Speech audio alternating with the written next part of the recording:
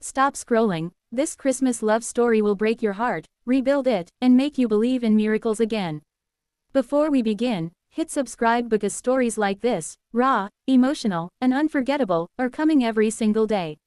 Ethan Ward never imagined that his 30s would feel this lonely, especially with Christmas lights sparkling across every house in Cedar Hill and families rushing through the frosted streets wrapped in scarves and laughter while he carried a worn-out diaper bag on one shoulder, a grocery sack in his other hand, and his 5-year-old daughter, Lily, tugging at his coat, asking why Santa always came late to their house. He always answered gently that Santa visited all children, just that he sometimes needed extra time to reach the homes with the biggest hearts, and Lily believed him completely, which only made Ethan's chest ache deeper because the truth was painfully simple. Working 2 jobs and battling the rising cost of living after his ex-wife had walked out 3 years ago left him barely able to keep the heat running, let alone deliver the Christmas Lily deserved, and that was exactly why tonight's Christmas blind date mattered more than he dared to admit. His sister Nora had set it up, promising it was time he stopped grieving a woman who had abandoned him for a man who promised her luxury. He reluctantly agreed, wearing his best flannel shirt, spraying cologne for the first time in months, and meeting the woman,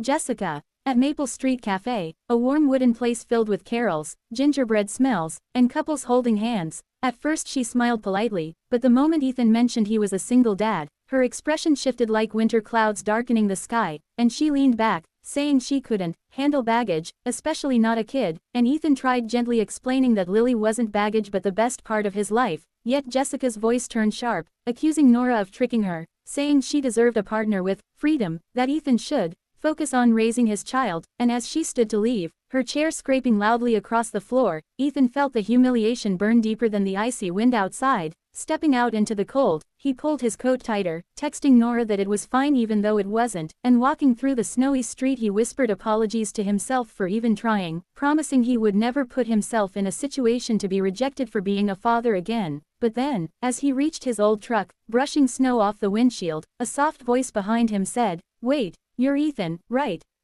And he turned to see a woman in a red winter coat, her cheeks pink from the cold, eyes warm like firelight, holding a lost mitten in her hand as if she wasn't sure how to begin speaking. That moment, though small, would change his life in a way not even Christmas miracles could predict.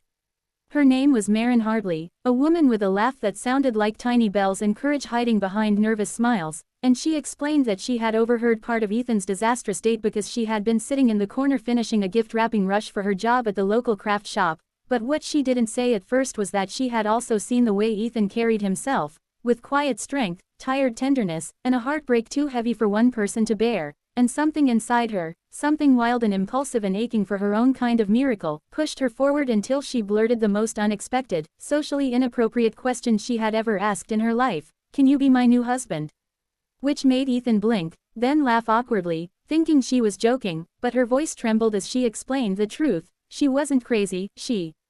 wasn't reckless, she wasn't desperate, but she was trying to win custody of her little sister Ruby, who was stuck in foster care after their mother passed away and their father abandoned them years ago. The judge overseeing the case believed Ruby needed a stable, 2-parent home, preferably before the final review in early January, and Maren's last boyfriend had promised to help but left her right before Thanksgiving, telling her that raising a kid wasn't his life plan. So Maren stood in the cold parking lot with snowflakes catching in her hair, admitting she had rehearsed asking someone for help, but never like this, never this bold, and certainly not to a stranger whose eyes held so much gentle exhaustion. Ethan, still processing, said slowly that marriage wasn't something he could throw on like a holiday sweater, and Maren laughed slightly, apologizing for sounding unhinged, saying she just needed a stable partner on record. Not love, not romance, not a real marriage, just a name and a promise. And as she turned to walk away, embarrassed, Ethan felt something tug inside him, the part of him that knew what it was like to fight a system that didn't care about single parents, the part that had been alone for so long that helping someone felt like breathing again. He called after her, asking her to explain more, and they sat inside his truck with the heater rattling, talking until the windows fogged, sharing their stories, Ethan with his abandonment wounds, Maren with her desperation to give Ruby a chance at life. And something in their brokenness fit together in a way neither expected, leading Ethan to say the words that would bind their fates. "Let's take this step carefully, but I'll help you if helping you saves her," and Maren cried in gratitude, her hands trembling in his. What neither of them knew was that someone had followed Maren, someone who did not want Ruby taken from the system, someone whose greed depended on the child staying in state care, and as Ethan drove Maren home that night, Headlights glowed behind them, not from holiday decorations, but from a car tailing them through the snow-covered streets, watching, waiting, planning to intervene before their arrangement could turn into something real enough to disrupt a dangerous scheme hidden beneath the charming town of Cedar Hill.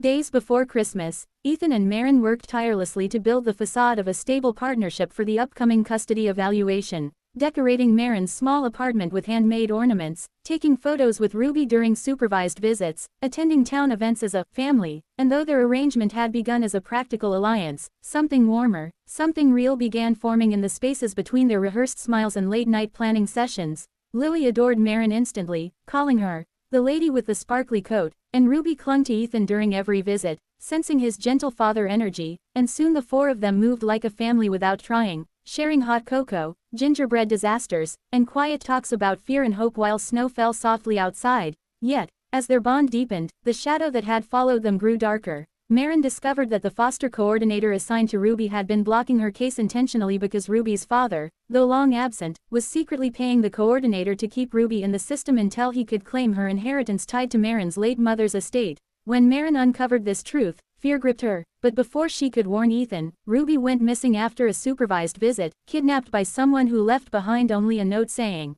"You should have stayed out of this." Panic tore through the town, officers searched in blizzards, and Ethan, driven by the